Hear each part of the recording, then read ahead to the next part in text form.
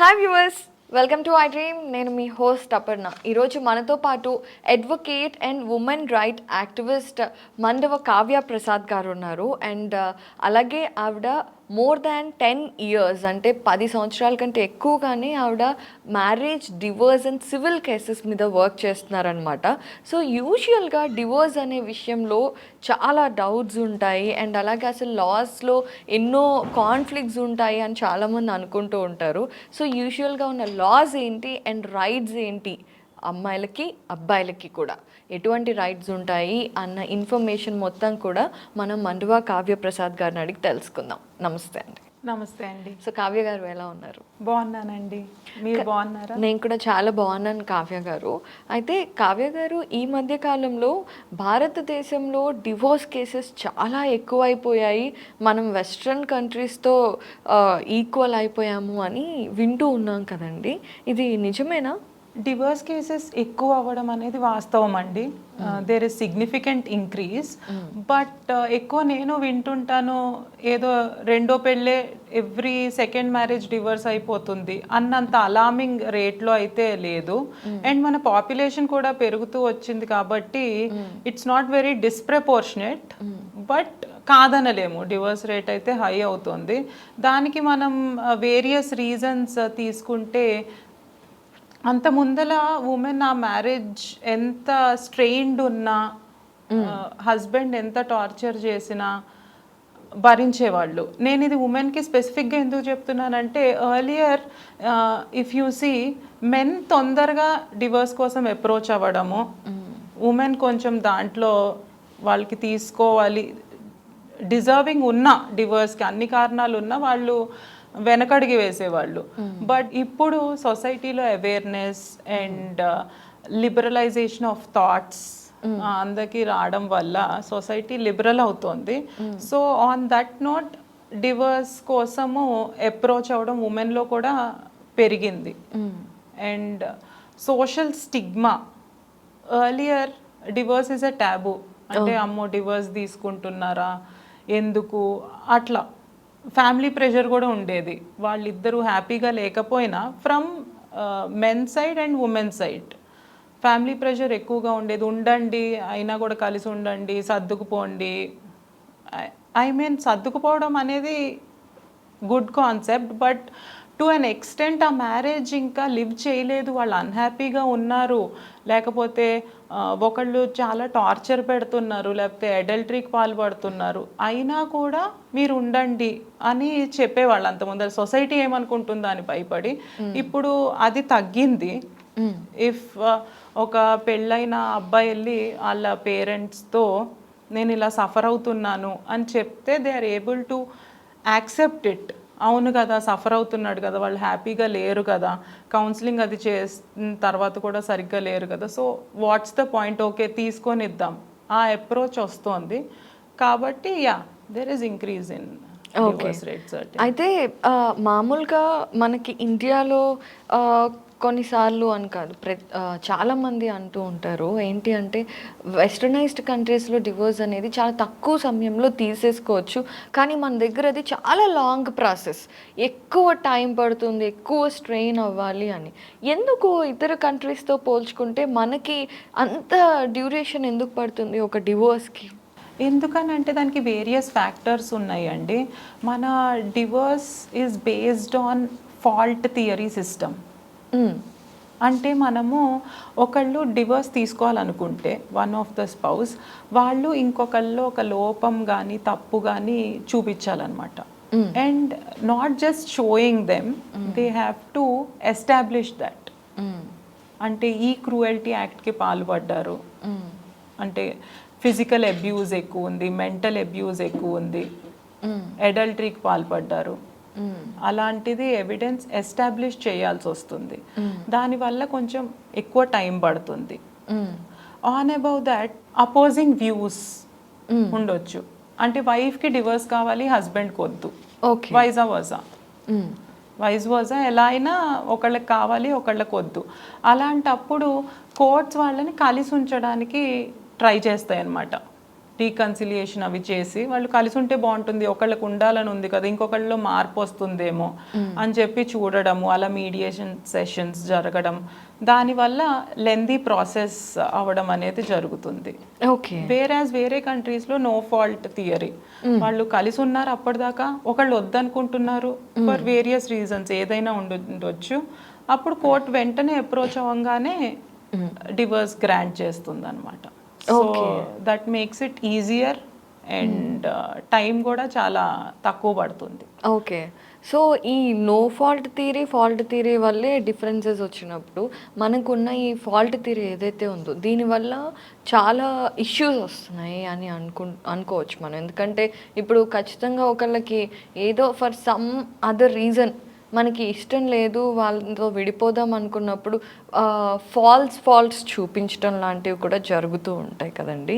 So ఇలా ఎక్కువగా ఇప్పుడు జరుగుతున్నాయి అని చాలామంది చెప్తూ ఉంటారు. Like false allegations. Exactly, allegations. So అసలు ఎవిడెన్స్ అనేది చూపించాలి అని అంటూ ఉంటారు. బట్ మ్యారిటల్ లైఫ్లో చాలాసార్లు ఉమెన్ సెంట్రిక్గానే ఉంటాయి లాస్ అన్నీ కూడా, మెన్కి ఈక్వల్ రైట్స్ లేవు అని అంటే దానికి ఎగ్జాక్ట్గా మీరు ఏం ఆన్సర్ చెప్తారు? ఫాల్స్ ఎలిగేషన్స్ని ప్రూవ్ చేసుకోవడం అంటే court will observe the conduct of the parties over the course of trial. దాన్ని బట్టి వాళ్ళు ఒక నిర్ణయానికి రాగలుగుతారు, అవి ఫాల్సా, నిజంగా అవి జరిగినాయా, లేకపోతే one party is taking advantage of the other, ఇలా లేనిపోని ఎలిగేషన్స్ పెట్టి ప్రెషరైజ్ చేస్తున్నారా అన్నది. అండ్ ఆన్ అబౌవ్ దట్ మీరు చూసుకుంటే ఇప్పుడు టెక్నాలజీ చాలా పెరిగింది. అండ్ ఇప్పుడు to be frank, not to be caught in any activity is very difficult పెరుగుతున్న టెక్నాలజీలో. సో అవి కూడా ఎవిడెన్స్ కింద ఫ్యామిలీ కోర్ట్స్ స్వీకరిస్తాయి. సో దాన్ని బట్టి they can easily look into it. And women centric ఉన్నాయి లాస్ అంటే మనకు అందరికీ తెలుసు. ఫ్యూ ఇయర్స్ బ్యాక్ దాకా if you can see decade to decade కూడా మీరు చూసుకుంటే అంత ముందల ఉమెన్ చాలా అణచివేయబడ్డారు. వాళ్ళు మెన్ ఎలా చెప్తే అలా నడుచుకోవాలి, వాళ్ళకి ప్రాపర్ ఎడ్యుకేషన్ ఉండేది కాదు. వాళ్ళు ఎడ్యుకేటెడ్ అయిన వాళ్ళు కూడా తర్వాత వర్కింగ్కి హస్బెండ్ని పర్మిషన్స్ తీసుకుని బయటకు వెళ్ళాలి, ఇలాంటివన్నీ. సో వాళ్ళు ఎప్పుడూ వాళ్ళని వాళ్ళు నిరూపించుకోవడానికి కానీ ఎంపవర్మెంట్ కానీ లేదు. సో ఆ disparity between men and women చాలా ప్రామినెంట్గా ఉండేది. Men are on the dominant side and women are weaker. So దానివల్ల అది బ్యాలెన్స్ చేయడానికి ఉమెన్ లాస్ ఎక్కువ వచ్చినాయి to protect them and to safeguard them. So okay, that way. Okay, in that way అయి ఉండొచ్చు. బట్ ఇప్పుడు working women ఎక్కువగా పెళ్లి చేసుకున్న తర్వాత డివోర్స్ కేసెస్ పెరిగిపోయాయి. అండ్ చాలామంది డివోర్స్ తీసుకునే వాళ్ళల్లో ఆల్రెడీ వర్క్ చేస్తున్న ఉమెనే ఉన్నారు అని కూడా అంటూ ఉంటారు. ఇస్ ఇట్ ట్రూ అండి? అగైన్ బికాస్ మీరు చెప్తున్న దాంట్లో కూడా డిస్క్రిమినేషను, డామినేషను తగ్గిన తర్వాత డివోర్స్ కేసెస్ పెరిగాయి అనేది కూడా ఒక పాయింట్ కదా. No, that is not a correct belief. నేను దాన్ని సమర్థించను. ఉమెన్ ఆక్యుపేషన్కి దీనికి సంబంధం లేదు. హౌస్ వైఫ్ అయినా వర్కింగ్ ఉమెన్ అయినా దానికి దీనికి సంబంధం లేదు. But one thing where you can interlink is, అంత ముందల మహిళలు భర్తల దయాదాక్షిణ్యాల మీద బ్రతికేవారు అనమాట. అంటే వాళ్ళకి ఫినాన్షియల్ ఇండిపెండెన్స్ లేదు, వాళ్ళ అన్ని భర్త మీద ఆధారపడి ఉండేవాళ్ళు. దాన్ని బట్టి ఏంటంటే వాళ్ళు డివర్స్ తీసుకోవాలన్నా, ఎందుకు డివర్స్ తీసుకోవాలనుకుంటారు ఎవరైనా, అది మగవాళ్ళు కానివ్వండి ఆడవాళ్ళు కానివ్వండి, వాళ్ళు సఫర్ అవుతున్నారు, I cannot take this suffering any more అన్న వాళ్ళు డివర్స్ తీసుకోవడానికి ముందలకు వస్తారు. సో అలా సఫర్ అవుతున్నా కూడా ఇప్పుడు ఒక మహిళ చదువుకోలేదు, లేకపోతే ఇప్పుడు వెళ్ళి ఉద్యోగం చేసే సామర్థ్యం లేదు, అలాంటి వెసులుబాటు లేనప్పుడు మరి పిల్లల్ని ఎలా పోషించాలి, రేపు వాళ్ళ భవిష్యత్తు ఎలా ఉంటుంది, నన్ను నేను ఎలా చూసుకోవాలి ఓవర్ ద టైం, ఎందుకంటే నా దగ్గర డబ్బులు లేవు కదా, and I can't go back to my age old parents. ఇవన్నీ కన్సిడరేషన్లోకి తీసుకుని సఫర్ అయిన అన్హ్యాపీ మ్యారేజెస్లో ఉండేవాళ్ళు at the mercy of the husband. కానీ అది మారింది. When you're talking about working women, వాళ్ళు సంపాదించుకుంటున్నారు కాబట్టి ఇలాంటి క్రూషియల్ టైమ్స్లో ఆ నిర్ణయం తీసుకోవడం వాళ్ళకి ఈజీ అవుతుంది, which is in fact good for them and good for the children as well. Okay, so మనం ఎలాగో ఇది మాట్లాడుకుంటున్నాం కాబట్టి ఫైనాన్షియల్ ఆస్పెక్ట్లో పెళ్ళి చేసుకోవటం కంటే కూడా డివోర్స్ తీసుకోవడానికి ఎక్కువ ఖర్చు అవుతుంది అంటే ఏమంటారు మీరు? అన్ఫార్చునేట్లీ ఎస్, కొన్ని సందర్భాల్లో డివోర్స్కి చాలా ఖర్చు అవుతుంది.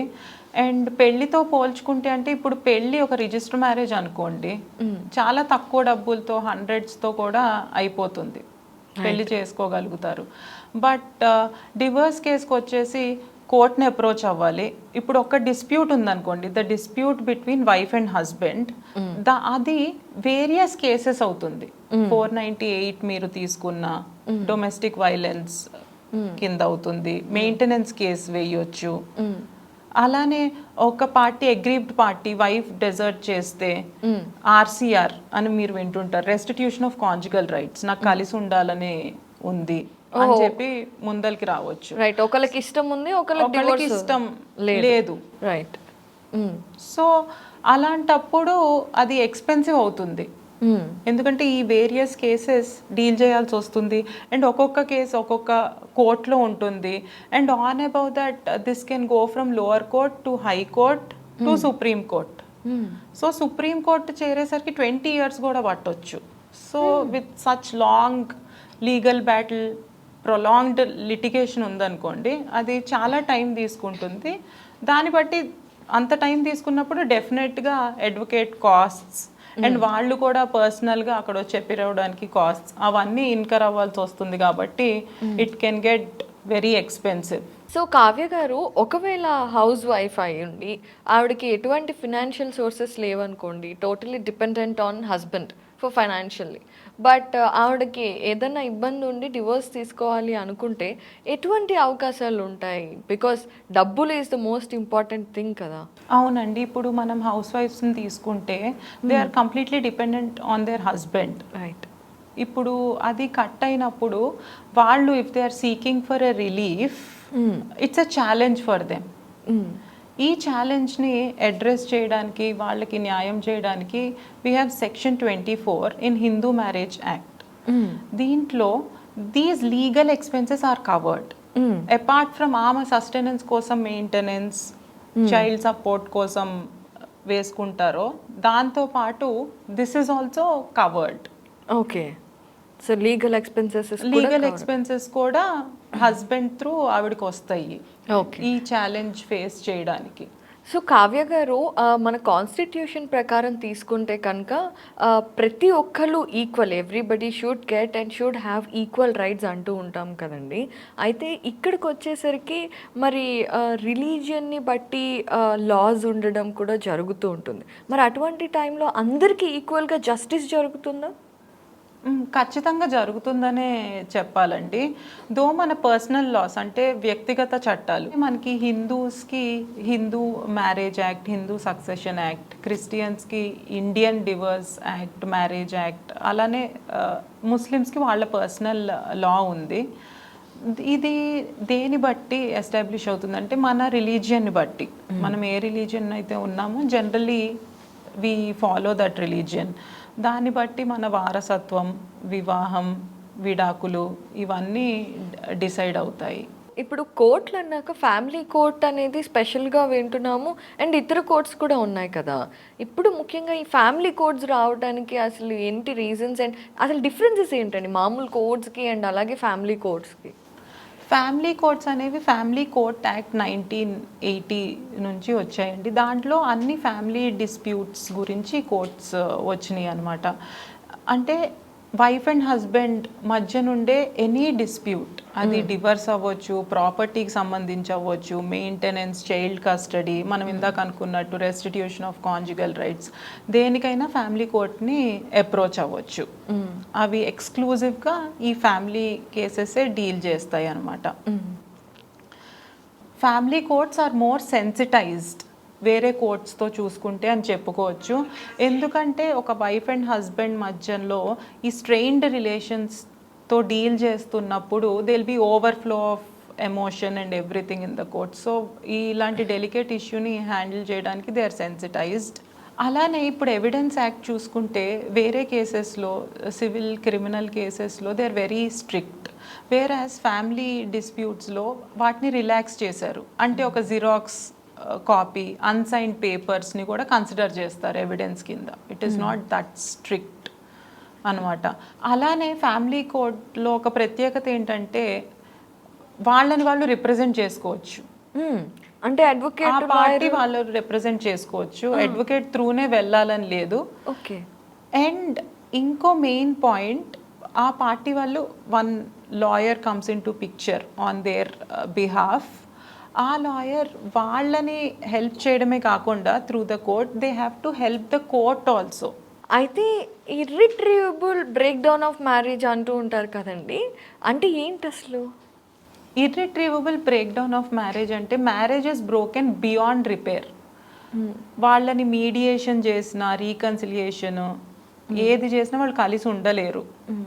ఆ ఫ్యామిలీ డిస్ప్యూట్ వాళ్ళిద్దరి మధ్య ఏదైతే ఉందో that will continue no matter what. అంటే వాళ్ళకి డిగ్రీ ఆఫ్ డిఫరెన్స్ చాలా హై ఉంటుంది. అండ్ వాళ్ళు ఒక నార్మల్ వైఫ్ అండ్ హస్బెండ్ కింద లివ్ చేయలేరు. It's like a dead marriage. So that is irretrievable break down of marriage. Okay. And అది court ఎలా గుర్తిస్తుంది? It's not a statutory relief కదా. అవును. Unfortunately, irretrievable breakdown is not a ground for divorce in India. మనం family court through ఇర్రిట్రీవబుల్ breakdown అని చెప్పి divorce తీసుకోలేము. అలానే హైకోర్ట్ని అప్రోచ్ అయ్యి కూడా తీసుకోలేము. Only supreme court when it comes to complete justice, it can invoke section 142 and consider irretrievable breakdown and grant divorce. అలా కొన్ని కేసెస్లో జరిగింది. దీనికి బేస్ ఏంటి? కోర్ట్ ఏమి చూస్తుంది అనుకుంటే, వాళ్ళకి పెళ్ళై ఎన్ని ఇయర్స్ అయింది, వాళ్ళు ఎన్ని ఇయర్స్ కలిసి ఉన్నారు, వాళ్ళు విడిపోయి ఎన్ని ఇయర్స్ అయింది, అండ్ వాటి గ్రౌండ్స్, దీనికి ముందల కోర్టులో ఏమేమి కేసెస్ రన్ అయ్యాయి, ప్రొలాంగ్డ్ లిటిగేషన్ ఉందా, and they consider the age of the parties also. Age of the couple also matters. So దానివల్ల ఏంటి, లిటిగేషన్ ప్రొలాంగ్ అవ్వడం వల్ల వాళ్ళకి లైఫ్లో చాలా కోల్పోతారు. ముఖ్యమైన సమయం కోల్పోతారు. దానివల్ల వాళ్ళ కెరియర్ ఎఫెక్ట్ అవ్వచ్చు. వాళ్ళు ఇంకో పెళ్ళి చేసుకోలేరు అన్ని ఇయర్స్ డ్రాగ్ అయితే. సో ఇవన్నీ కన్సిడర్ చేసి ఒక డెడ్ మ్యారేజ్, నేమ్ సేక్ ఉన్న మ్యారేజ్ కోసం ఈ లిటిగేషన్ డ్రాగ్ చేయడం కరెక్ట్ కాదు అని ఈ కారణాలు గుర్తిస్తే అప్పుడు ఇర్రిట్రీవబుల్ బ్రేక్ డౌన్ కింద they can dissolve the marriage. అలానే ఇప్పుడు law makers they are considering this as a ground for divorce. Okay. So ముందైతే భారతదేశంలో ఇది కుదిరేది కాదు, కానీ సుప్రీం కోర్టుకి ఒక్కదానికి ఆప్షన్ ఉంది. కొన్ని కేసెస్లో ఇచ్చారు. సో ఇప్పుడు మాత్రం చూడటానికి ప్రయత్నిస్తున్నారు. So me in future maybe we can have that. Certainly, it certainly looks that. Divorced and అలాగే నల్ అండ్ వాయిడ్ మ్యారేజెస్ అని అంటూ ఉంటారు కదండి, ఈ రెండు ఒకటేనా లేదంటే డిఫరెన్సెస్ ఉన్నాయి? ఉంటే అసలు ఏంటి ఆ డిఫరెన్స్ ఏంటి? ఇప్పుడు డివర్స్ మనము ఎప్పుడు తీసుకుంటాం? ఒకటి లీగల్లీ వ్యాలిడ్ మ్యారేజ్ని డిజాల్వ్ చేయడానికి విడాకులు తీసుకుంటాం. అలా కాకుండా నల్ అండ్ వాయిడ్ మ్యారేజ్ అంటే అసలు అది మ్యారేజే కాదు. లా దాన్ని గుర్తించదు. ఎందువల్ల గుర్తించదు? అది ఫ్రాడ్ వల్ల, ఫోర్స్ వల్ల మ్యారేజ్ అయితే అది మనం మ్యారేజ్ కింద కన్సిడర్ చేయలేము. ఎలా అంటే ఒకళ్ళు వాళ్ళ క్వాలిఫికేషన్ తప్పు చెప్పి, లేకపోతే వాళ్ళ ఇన్కమ్ తప్పుగా చూపించి, ఏజ్ కూడా తప్పు చెప్పి మిస్రిప్రజెంట్ చేసి పెళ్లి చేసుకున్నారనుకోండి, అది మనం పెళ్లిగా గుర్తించలేము. అలానే ఒకళ్ళని ఫోర్స్ చేసి, అంటే ఇప్పుడు ఒక అబ్బాయి ఒక అమ్మాయిని ఇష్టపడితే ఆ అమ్మాయిని ఎక్కడికన్నా తీసుకెళ్ళి ఫోర్స్ చేసి, లేకపోతే బ్లాక్మెయిల్ చేసి, మీ ఇంట్లో వాళ్ళని ఏదో చేస్తాము అలా బ్లాక్మెయిల్ చేసి ఒకవేళ పెళ్ళికి ఆమెను ఒప్పించి అలా ఆవిడ అలాంటి సిచ్యువేషన్లో ఆ నిర్ణయం తీసుకుని పెళ్లి చేసుకుందనుకోండి, that marriage is null and void. Okay. అది చట్టం కళ్ళలో పెళ్ళే కాదు. అయితే కొంతమంది కపుల్స్ మ్యూచువల్ కన్సెంట్ తోటే డివోర్స్ తీసుకోవాలి అనుకుంటూ ఉంటారు. కానీ అటువంటి సమయంలో ఇద్దరికీ ఓకే అనుకున్నప్పుడు కూడా 6 మంత్స్ డ్యూరేషన్ అనేది ఉంటుంది కదండి. సో ఎందుకు అలా ఉంటుంది? ఇద్దరికీ ఒకటే ఓకే అయినప్పుడు మరి త్వరగా ఇచ్చేయచ్చు కదా, అవసరమా అలా 6 నెలలు? Divorce is a very big decision in any one's life. So దానికి ఒక కపుల్ ముందరకు వచ్చినప్పుడు వాళ్ళు కోపంతో రావచ్చు. అప్పుడే వాళ్ళకి ఒక చాలా పెద్ద గొడవ జరిగి ఎలా అయినా let me get rid of this marriage అని తొందరపాటుతో కోర్ట్ని అప్రోచ్ అవ్వచ్చు. కానీ కోర్ట్ ఈ పీరియడ్ ఇవ్వడం వల్ల 6 మంత్స్లో కౌన్సిలింగ్ అదంతా జరుగుతుంది. వాళ్ళు అవతల సైడ్ వాళ్ళని కూడా అర్థం చేసుకుని కలిసి ఉండడానికి స్కోప్ ఉంటుంది. వాళ్ళది రాంగ్ డెసిషన్ అని కూడా కొన్నిసార్లు తెలుసుకుని డివోర్స్ని విత్డ్రా చేసిన సందర్భాలు కూడా ఉన్నాయి. అలా కాకుండా ఆ 6 మంత్స్లో కూడా వాళ్ళు మా డెసిషన్ కరెక్టే, మేమేం తొందరపడి రాలేదు, మేము కలిసి ఉండకూడదు and we want dissolution of marriage అనుకుంటే కోర్ట్ ఖచ్చితంగా గ్రాంట్ చేస్తుంది. సో మ్యూచువల్ కన్సెంట్తో వెళ్ళినా కూడా 6 నెలలు ఖచ్చితంగా మనం వెయిట్ చేయాల్సిందేనా? Is there any option like mutual కన్సెంటే కదా, సో త్వరగా మనం డివోర్స్ తీసుకోవాలి అనుకునే వాళ్ళు ఎవరైనా ఉంటే yes we're taking the right decision అనుకున్నప్పుడు ఆ పీరియడ్ని తగ్గించుకునే అవకాశం కానీ వేవ్ ఆఫ్ చేయగలిగిన అవకాశం కానీ ఉందా? ఖచ్చితంగా ఉందండి, బట్ అది కోర్ట్ డిస్క్రిషన్ బట్టి ఆధారపడి ఉంటుంది. దానికి కొన్ని కండిషన్స్ ఉంటాయి. మనం అప్లై చేసుకుంటాము వేవ్ ఆఫ్ చేయమని, దానికి కోర్ట్ కొన్ని గమనిస్తుంది అనమాట. అవి ఏంటంటే వాళ్ళ ఫైట్స్ ఏ డిగ్రీలో ఉన్నాయి, ఇంకా వాళ్ళు రీకన్సిల్ అవ్వలేరా ఫ్యూచర్లో, అండ్ దానివల్ల వాళ్ళకి నష్టమే జరుగుతుంది ఈ పీరియడ్ వల్ల, అండ్ చైల్డ్ కస్టడీ, యాలిమనీ, ఇవన్నీ are they taken care of. Already వాళ్ళు దాని గురించి డిసైడ్ అయ్యారు కపుల్, ఒక నిర్ణయానికి వచ్చి ఎవ్రీథింగ్ ఈజ్ ఇంటాక్ట్ అనుకోండి, దెన్ కోర్ట్ గ్రాంట్ చేయొచ్చు, వేవ్ ఆఫ్ ఇవ్వచ్చు. అప్పుడు 6 మంత్స్ వెయిట్ చేయని అవసరం లేదు, తక్కువ టైంలోనే డివోర్స్ అయిపోతుంది. అడల్టరీ అనేది ఒకప్పుడు అఫెన్స్ కింద పరిగణించేవారు కదండి, కానీ ఇప్పుడైతే అలా లేదు, అంటే క్రిమినల్ అఫెన్స్గా అయితే పరిగణించటం లేదు. మరి అటువంటి టైంలో ఇప్పుడు ఎవరైనా spouse adultery or illicit extra marital అఫైర్స్లో ఉన్నప్పుడు వీళ్ళకి అన్యాయం జరిగిందని ఫీల్ అయినప్పుడు ఫైల్ ఇదే చూపించి, అడల్టరీ అనేది చూపించి డివోర్స్కి ఫైల్ చేయవచ్చా? అలా చేస్తే జస్టిఫై అవుతుందా? మీరు అన్నట్టు ఇప్పుడు క్రిమినల్ అఫెన్స్ కాదు adultery, it's not anymore A criminal offence, but it continues to be marital offence. So ఒక రిలేషన్షిప్లో ఉన్నప్పుడు వైఫ్ అండ్ హస్బెండ్ కానీ వైఫ్ కానీ ఇలాంటి ఇలిసిట్ అఫేర్స్లో ఇండల్జ్ అయినప్పుడు ఖచ్చితంగా అగ్రీవ్డ్ పార్టీ ఈ గ్రౌండ్ మీద డివోర్స్ తీసుకోవచ్చు. మ్యారేజ్ అనేది ట్రస్ట్ మీద బేస్ అయి ఉంటుంది. సో వైఫ్ కానీ హస్బెండ్ కానీ ఇలా చీట్ చేసినప్పుడు ఇంకొకళ్ళు చాలా బాధపడతారు. సో ఆ రిలేషన్షిప్ ఇంకా వద్దు అనుకుంటారు. అలాంటప్పుడు వాళ్ళు అడల్టరీని గ్రౌండ్గా చూపించి డివోర్స్ తీసుకోవచ్చు. డెసర్షన్ అంటే ఏంటండి? Marriage is regarded as an institution.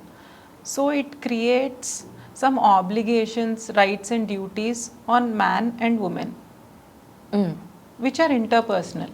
ఇప్పుడు పెళ్లి చేసుకున్నాక కలిసి ఉండాలి, కోహాబిట్ చేయాలి, ఒక చోట they both will start their life. So అలాంటప్పుడు ఒక స్పౌజ్ ఇంకొకరిని విడిచిపెట్టి వెళ్ళిపోతే వాళ్ళ మదర్ వాళ్ళ ఇంటికి వెళ్ళొచ్చు వేరు కారణాల చేత, leaving the company of one spouse వెళ్ళిపోతే ఆ పీరియడ్ ఏదైతే ఉందో it should be for continuous 2 years.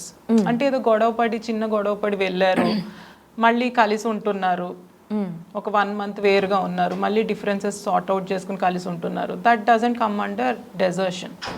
అది 2 years పీరియడ్కి ఉండాలి కంటిన్యూస్గా. అప్పుడు అగ్రీవ్డ్ పార్టీ ఎవరైతే సఫర్ అవుతున్నారో that spouse can approach the court and seek divorce on the grounds of desertion. So desertion అన్నారు కదండి, ఒకవేళ హస్బెండ్ కావాలని ఒక 2 ఏళ్ళు దూరంగా ఉండి వైఫ్కి అండ్ ఆ తర్వాత అతనే నాకు డివోర్స్ కావాలి అని ఫైల్ చేస్తే మరి ఆ సమయంలో వైఫ్ ఏం చేయాలి? అంటే వైఫ్కి ప్రొటెక్షన్ ఎలా ఉంటుంది? She can seek protection by invoking section 23 of Hindu Marriage Act. దానిలో వివరించాలంటే ఎలా ఉంటుందంటే, you are the wrong doer. ఇక్కడ మీరు ఇచ్చిన ఎగ్జాంపులే తీసుకుంటే husband is the wrong doer and he's trying to take advantage of his own wrong doing. అది పాసిబుల్ కాదు. He cannot seek relief when he's on the wrong side.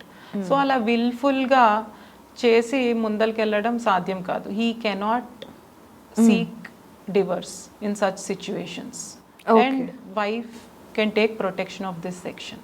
ఒకవేళ decision కనుక ఒక స్పౌస్ చేస్తే అప్పుడు అవతలి పార్ట్నర్ ఎవరైతే ఉన్నారో వాళ్ళు ఎటువంటి యాక్షన్స్ తీసుకోవాలి? అలాంటప్పుడు వైఫ్ కానీ హస్బెండ్ కానీ లెటర్ రాయొచ్చు, సింపుల్ లెటర్. నేను నీతో ఉండాలనే కోరుకుంటున్నాను, I want to save my marriage. వాళ్ళకి ఏవైతే కారణాలు ఉన్నాయి, ఇంకా సో అండ్ సో, ఈ పని చేయను లేకపోతే అది ఇది వాళ్ళ మిస్అండర్స్టాండింగ్ ఏముందో దాన్ని బట్టి నేను కలవాలని కోరుకుంటున్నాను, మనం కలిసి ఉందాం అని క్లియర్గా మెన్షన్ చేసి లెటర్, ఈ రోజుల్లో ఈమెయిల్ అది పంపించవచ్చు. కాదు షీఈస్ వరిడ్, అది చేయలేకపోతుంది అనుకుందాం, he or she can approach an advocate and through an advocate ఒక legal notice stating the same, వాళ్ళ అభిప్రాయాలు, కలిసి ఉండాలనే వాళ్ళ ఆలోచన, అవన్నీ లీగల్ నోటీస్ ద్వారా పంపించవచ్చు. లేని పక్షాన restitution of conjugal rights through నాకు కలిసి ఉండాలని ఉంది అని చెప్పి కోర్ట్ని అప్రోచ్ అవ్వచ్చు. మమ్మల్ని కలపండి, reunite us, save our marriage అని చెప్పి ముందరికి వెళ్ళొచ్చు. యూజువల్గా మనం ఫస్ట్లో డిస్కస్ చేసుకున్నట్టు మ్యారేజ్ అయిన తర్వాత కపుల్స్ మధ్యలో జరిగేది ఏదైనా 4 walls మధ్యలో జరుగుతూ ఉంటుంది.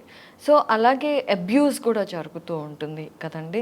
సో ఆ అబ్యూస్ అంటే ఇప్పుడు కొట్టడం ఇలాంటిదే అబ్యూజా, లేదంటే మ్యారేజ్లో అసలు వేటిని అబ్యూస్గా కన్సిడర్ చేస్తారు? What exactly is cruelty level? మీరు చెప్పినవన్నీ క్రూయల్టీ కిందకే వస్తాయండి. మీరు స్టేట్ చేసినవి 4 గోడల మధ్యన అవ్వనివ్వండి, ఇన్ పబ్లిక్ అవ్వనివ్వండి, వైఫ్ని హస్బెండ్ కానీ హస్బెండ్ని వైఫ్ కానీ హ్యూమిలియేట్ చేయడము, కొట్టడము, physical abuse, as you are talking about physical abuse, అలానే మానసికంగా హింసించడం, బాధకి గురి చేయడము, ఎమోషనల్గా టార్చర్ చేయడము, all these pertain to cruelty. Okay. And ఈ క్రూయల్టీ గ్రౌండ్ మీద డివోర్స్కి వెళ్ళొచ్చు. ఓకే. అలానే ఇంటెన్షనల్గా సెక్స్ని డిప్రైవ్ చేయడము, ఫినాన్షియల్గా మినిమం బేసిక్స్కి ఇవ్వాల్సింది ఇవ్వకపోవడము, it should have an intention also. ఇలాంటివి కూడా క్రూయల్టీకే వస్తుంటాయి.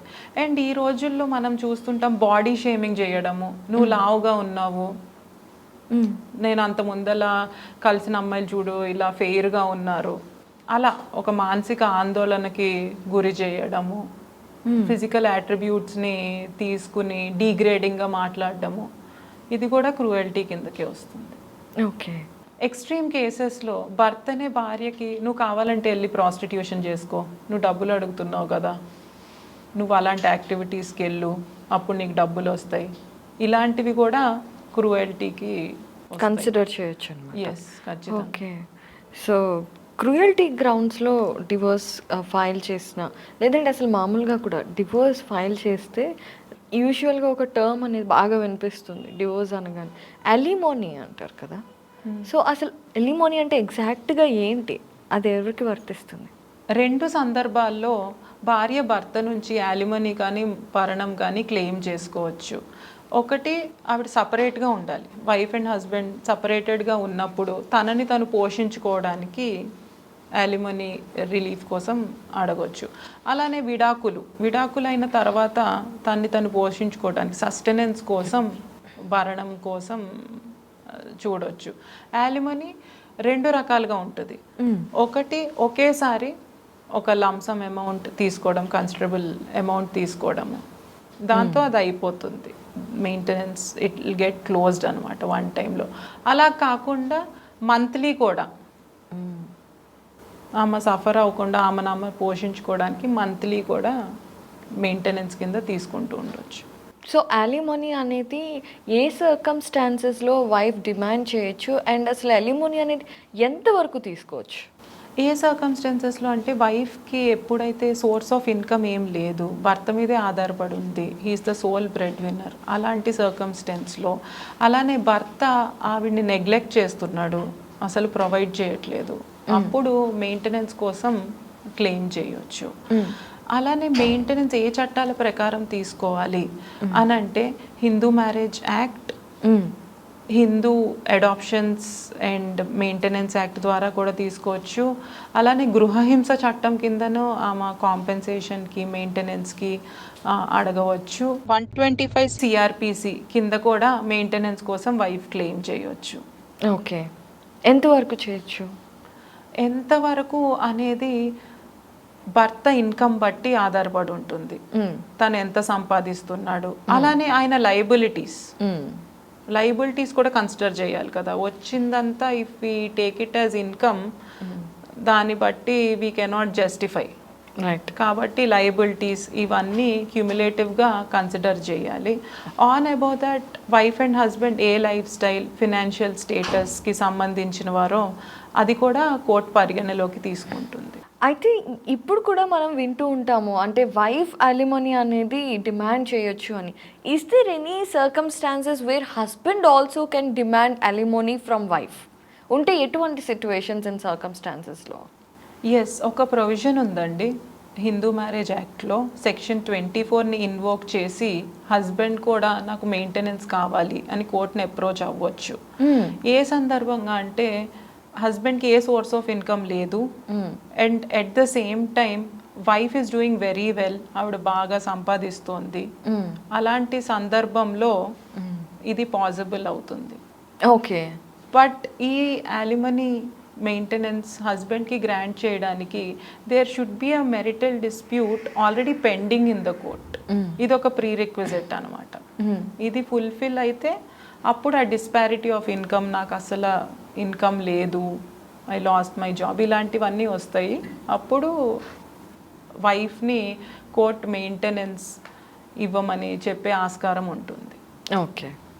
ఎక్స్ పార్టీ డివోర్స్ అంటే ఏంటండి? ఎక్స్ పార్టీ డివోర్స్ అంటే కోర్టుకి ఒక పార్టీ అంటే హస్బెండ్ కానీ వైఫ్ కానీ డివోర్స్ కోసం అప్లై చేసుకున్నారు. అండ్ డివోర్స్ కోసం అప్లై చేసుకున్నాక వాట్ హ్యాపెన్స్, సమన్స్ వెళ్తాయి through court to the other party and court ఒక డేట్ చెప్తుంది, ఈ డేట్కి రండి ఫర్ ద హియరింగ్ అని చెప్పి ఇద్దరు పార్టీస్కి. సమన్స్ రిసీవ్ చేసుకున్నాక కూడా ఇంకో party they are not willing to appear in front of the court. వాళ్ళు ఇంటెన్షనల్గా రావడం ఇష్టపడట్లేదు. సో కోర్ట్ ఆ సందర్భంలో ఎక్స్ పార్టీ డివోర్స్ గ్రాంట్ చేస్తుంది. అంటే ఎవిడెన్స్ అవన్నీ స్వీకరించి అప్రోచ్ అయిన పార్టీ ద్వారా ఎక్స్ పార్టీ డివోర్స్ ఇస్తుంది. ఎందుకంటే వాళ్ళు ఇంటెన్షనల్గా రానప్పుడు ద అదర్ పార్టీ వీళ్ళకి divorce when they are seeking a relief, court cannot stop it. So ఆ ఇంటెన్షన్ ప్రూవ్ చేయగలిగితే వాళ్ళు సమన్స్ తీసుకుని రావడం లేదు హియరింగ్స్, కానీ ఎక్స్ పార్టీ డివోర్స్ వస్తుంది. ఓకే. ఒకవేళ అంటే కపుల్లో ఓ హస్బెండ్ ఆర్ వైఫ్ ఫారెన్లో ఉంటే కనుక అక్కడ వాళ్ళు డివోర్స్ని ఫైల్ చేయడం కుదురుతుందా? Is it a possibility? అంటే వాళ్ళు మ్యారేజ్ ఇక్కడ చేసుకున్నారు, ఇండియాలో చేసుకున్నారు అండ్ హిందూ మ్యారేజ్ యాక్ట్ ప్రకారం చేసుకున్నారు కాబట్టి డివోర్స్ కూడా అదే యాక్ట్ ప్రకారం తీసుకోవాల్సి వస్తుంది అనమాట.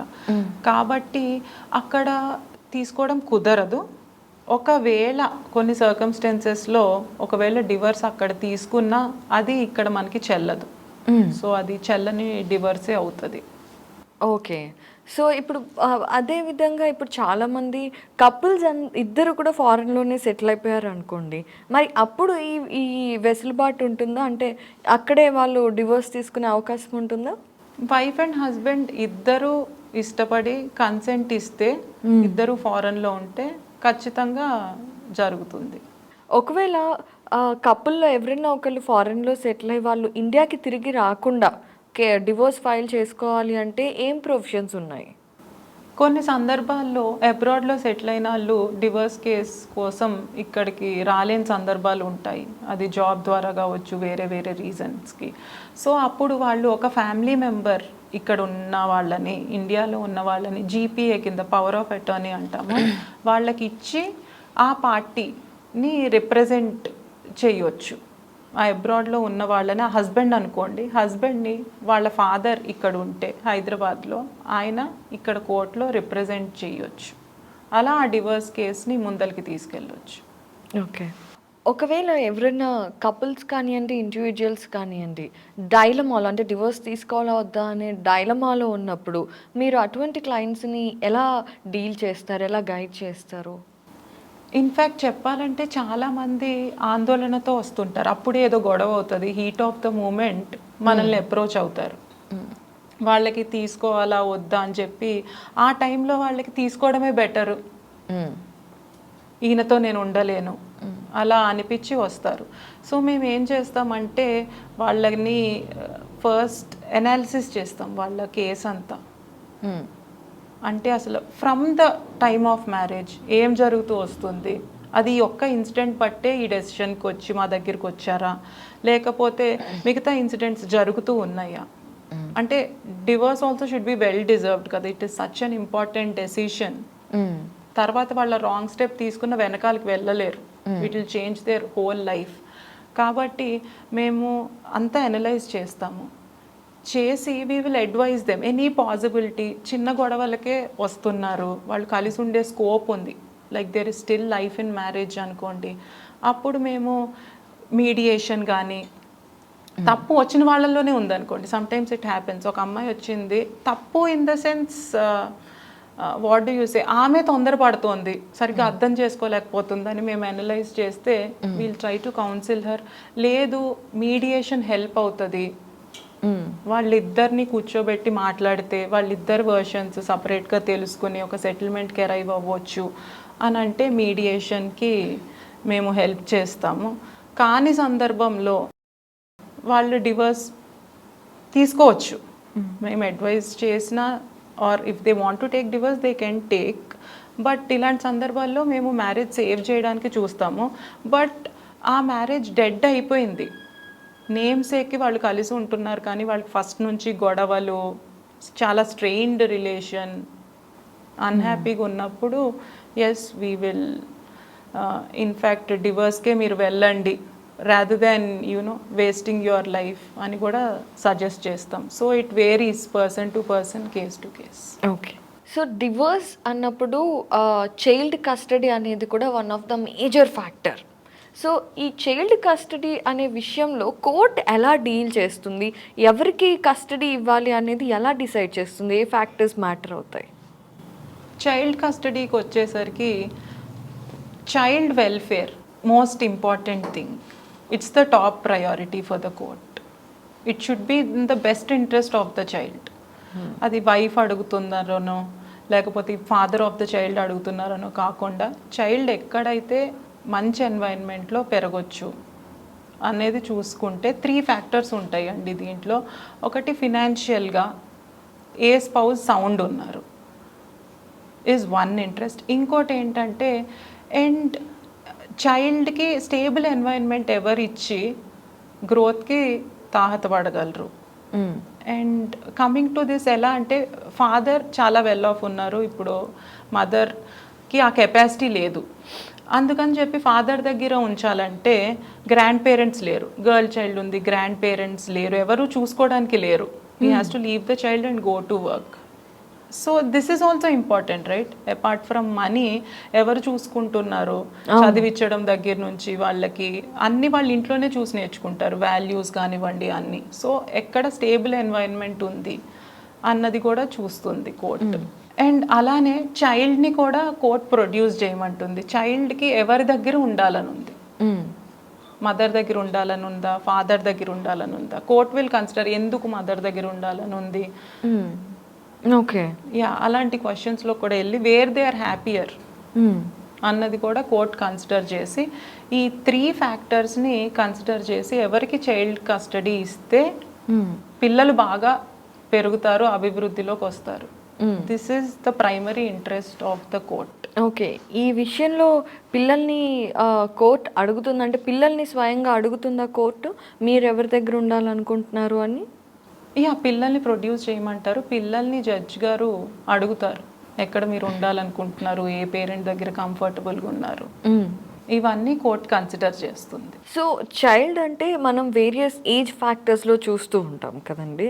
అయితే కొన్నిసార్లు మదర్ ఆర్ ఫాదర్ వాళ్ళని ఎక్కువగా మ్యానిపులేట్ చేసి నా దగ్గర నువ్వు ఉంటా అని చెప్పు, ఇలా చేసే అవకాశాలు ఉన్నాయి కదా. మరి కోర్టు దాన్ని ఎలా డిసైడ్ చేస్తుంది, వాళ్ళు తెలుసుకోగలుగుతారా? ఇలాంటి సందర్భాల్లో కోర్ట్ ఎప్పుడు చైల్డ్తో మాట్లాడినప్పుడు ఇన్ ప్రైవేట్ మాట్లాడతారు, పేరెంట్స్కి దూరంగా, సో దట్ వాళ్ళకి ఆ కంఫర్ట్ లెవెల్ ఇచ్చి అప్పుడు వాళ్ళు చాలా క్వశ్చన్స్ అడుగుతారు. It will not be like హెక్సేక్ క్వశ్చన్స్, నువ్వు వీళ్ళతో హ్యాపీ ఉంటావా, సో ఈ పేరెంట్తో ఉంటావా, అలా కాకుండా ఎవరు నిన్ను చదివిస్తున్నారు దగ్గర నుంచి, ఎందుకంటే every minute aspect should be considered ఇలాంటి వాటిలో. కాబట్టి అలా అన్ని క్వశ్చన్స్ అడిగినప్పుడు మీరు అన్నట్టు వాళ్ళు చిల్డ్రన్, సో వాళ్ళు ఓపెన్ అప్ అవుతారు. నాకు మదర్తో ఉండాలని ఉంది కానీ మా ఫాదర్ ఇలా చెప్పారు, ఆర్ నాకు మా ఫాదర్తో ఉండాలని ఉంది కానీ మా మదర్ నువ్వు ఇక్కడే ఉండాలి, ఇలా అయితే ఈ బెనిఫిట్స్, అలా మైండ్ మేకప్ చేసింది అన్నట్టు వాళ్ళు క్లూ ఖచ్చితంగా ఇస్తారు. అలా కోర్ట్ జడ్జ్కి ఖచ్చితంగా తెలుస్తుంది ఎవరు మ్యానిపులేట్ చేస్తున్నారు, who is making up the child's mind, who is tutoring the child అన్నది జడ్జ్ గారు అనలైజ్ చేయగలుగుతారు. ఒకవేళ ఇలాంటి అనాలిసిస్లో డౌట్స్ వచ్చినాయి నిజంగానే ఏ పేరెంట్కి ఇవ్వాలి అని చెప్పి, అలాంటప్పుడు కోర్టులోనే కొన్నిసార్లు కలవమంటారు, have that interaction with your father in the court. అలా స్లోగా దే విల్ అబ్జర్వ్ ఎలా జరుగుతోంది అది, how is the child reacting, వాళ్ళు హ్యాపీగా ఉన్నారా, అవన్నీ చూసి ఎగ్జామిన్ చేసి దెన్ దే విల్ డిసైడ్ ఎవరికి చైల్డ్ని పర్మనెంట్ కస్టడీకి ఇవ్వాలని. And that parent will be called custodian parent. అలానే ఇంకో పేరెంట్కి విజిటేషన్ రైట్స్ వస్తాయి. సో ఆ పేరెంట్ కూడా చైల్డ్ని కలుస్తారు, మాట్లాడతారు, they can take them out, అదంతా. కానీ ప్రైమరీ పేరెంట్గా కస్టోడియన్ పేరెంట్ ఉంటారు. యూజువల్గా డివోర్స్ కేసెస్ అంటే సంవత్సరాలు అలా వాళ్ళు బ్యాటిల్ చేస్తూనే ఉంటారు, కోర్టుల చుట్టూ తిరుగుతూనే ఉంటారు. It's really a draining process, mentally, emotionally, financially కూడా. సో ఇలా కాకుండా చాలా త్వరగా ఆ కేసు క్లోజ్ అవ్వాలన్నా, వాళ్ళు అనుకున్నట్టు డివోర్స్ తీసుకోవాలి అన్నా సాధ్యపడుతుందా? సాధ్యపడుతుందండి. ఫ్యామిలీ కేసెస్లో పీపుల్ ఇన్వాల్వ్డ్, వాళ్ళ మెంటాలిటీ, వాళ్ళ ఎక్స్పెక్టేషన్స్, ఇవన్నీ చాలా ఇంపార్టెంట్. సో పార్టీస్ ఎప్పుడైతే ప్రాక్టికల్ అప్రోచ్ తీసుకుంటాయో, మీకు ఫర్ ఎగ్జాంపుల్ ఒక పార్టీ అంటే వైఫ్కి కలిసి ఉండాలని ఉంది హస్బెండ్తో, తను రీజనబుల్ ఎఫర్ట్ పెట్టాలి టు సేవ్ ద మ్యారేజ్. కానీ కొన్ని కోర్ట్ హియరింగ్స్ తర్వాత లేకపోతే బయట మాట్లాడినాక వాళ్ళకి తెలుస్తుంది ఇది ముందరికి వెళ్ళదు, ఆయన నిర్ణయించుకున్నాడు, he's not gonna come back, ఈ మ్యారేజ్ ఇంకా సేవ్ అవ్వలేదని. అలాంటప్పుడు తను కూడా ఓకే మూవ్ ఆన్ అవుదాము అని చెప్పి నిర్ణయానికి రావాలి. Otherwise they are just battling a dead marriage. అంటే ఎందుకు నేను ఇవ్వదలుచుకోవట్లేదు కాబట్టి ఐ విల్ కంటిన్యూ దట్ అనుకోవడం ఇద్దరు లైఫ్స్కి మంచిది కాదు, detrimental to both of them. So అలాంటి నిర్ణయాల వల్ల ఇద్దరు స్ట్రెస్లో ఉండాలి, లాట్ ఆఫ్ టైమ్, ఎఫర్ట్, మీరు అన్నట్టు money, everything will be involved which is unnecessary. So ఆ రియలైజేషన్కి వాళ్ళు రావాలి. అలానే ఒకళ్ళ ఎక్స్పెక్టేషన్స్ చాలా ఎక్కువ ఉన్నాయి, ఒక పార్టీవి, ఒకళ్ళ ఎక్స్పెక్టేషన్స్కి అవి మ్యాచ్ అవ్వవు.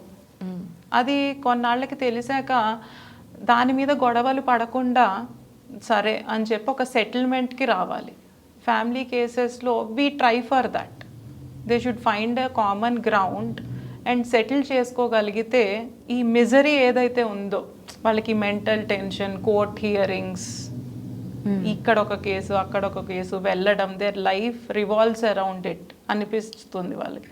సో దాన్ని అవాయిడ్ చేసి మీడియేషన్ త్రూ కానీ లేకపోతే ఒక కామన్ గ్రౌండ్కి వచ్చి కొన్ని ఒక పార్టీ వాళ్ళు కొన్ని ఎక్స్పెక్టేషన్స్, ఇంకొకళ్ళు కొన్ని ఎక్స్పెక్టేషన్స్ ఉన్నప్పుడు కొంచెం తగ్గి, ఇద్దరు కొంచెం తగ్గి, ఓకే ఇది నేను చేయగలుగుతా, ఇదైతే కాదు అని ఒక నిర్ణయానికి వచ్చి మీడియేషన్ త్రూ సెటిల్ చేసుకోగలిగితే దట్ ఈస్ బెస్ట్. ఇద్దరికి అదే మంచిది అవుతుంది.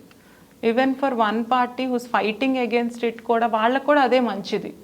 ఎందుకంటే వాళ్ళు అదే డెసిషన్ ఎప్పుడైతే 5 years తర్వాత తీసుకున్నారో they cannot get back that time. And usually divorces అనేవి ఏజ్లో ఫైల్ చేస్తారు, 20s and 30s, early which is primary age అవును you know to establish a career. Or చిల్డ్రన్కి కూడా అవును వాళ్ళకి చిల్డ్రన్ చూసుకోవడానికి టైం ఎక్కడ ఉంటుంది, their interest is in this, everything is ruined. So దానివల్ల ఏం ఉపయోగం ఉండదు end of the day. So it's better they realise it fast and settle the issue out of court also. We encourage that. We do not encourage prolonged unnecessary battles and litigation. Okay. So practical approach తీసుకుంటే త్వరగా resolve చేసుకునే అవకాశాలు ఉంటాయి. చాలా ఎక్కువ అవకాశాలు ఉంటాయి if they are open for mediation. Right. మీరు అన్నట్టు ఇందాక మొండిగా ఒకదాన్ని పట్టుకుని నేను ఇది అనుకున్నా కాబట్టి అవ్వాలి అలా పట్టుకుని ఉంటే కష్టమైపోతుంది. సో మీ గైడెన్స్ అండ్ ఉంటుంది, సపోర్ట్ ఉంటుంది కాబట్టి they can see what practically is right for them and their kids and their family అని కూడా to their life. On this note I would like to add, కొన్నిసార్లు అంటే ఒక పర్సన్ని అలా కమెంట్ చేయట్లేదు, బట్ ఇంప్రాపర్ లీగల్ అడ్వైస్ తీసుకుంటే వాళ్ళు ఇంకా అగ్రివేట్ చేయొచ్చు లాయర్స్ సిచ్యువేషన్.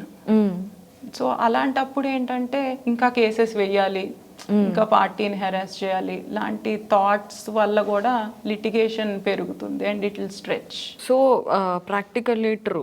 మనం ఎంత త్వరగా అంటే if it is end of the day 10 years 15 years తర్వాత అయినా నీకు రిజల్ట్ తెలిసినప్పుడు it is going to be anyway to close it now and start a life fresh. See things beyond this stage. చాలా ప్రాక్టికల్గా అసలు డివోర్స్కి సంబంధించి అన్ని డీటెయిల్స్ చెప్పారు కావ్య గారు. Thank you so much. And me time ఇచ్చారు. అండ్ ఎవరికైతే ఇలాంటి డిఫరెన్సెస్ అండ్ డిఫికల్టీస్ ఉన్నాయి వాళ్ళందరికీ కూడా ఇంటర్వ్యూ చాలా ఉపయోగపడుతుంది. Thanks a lot.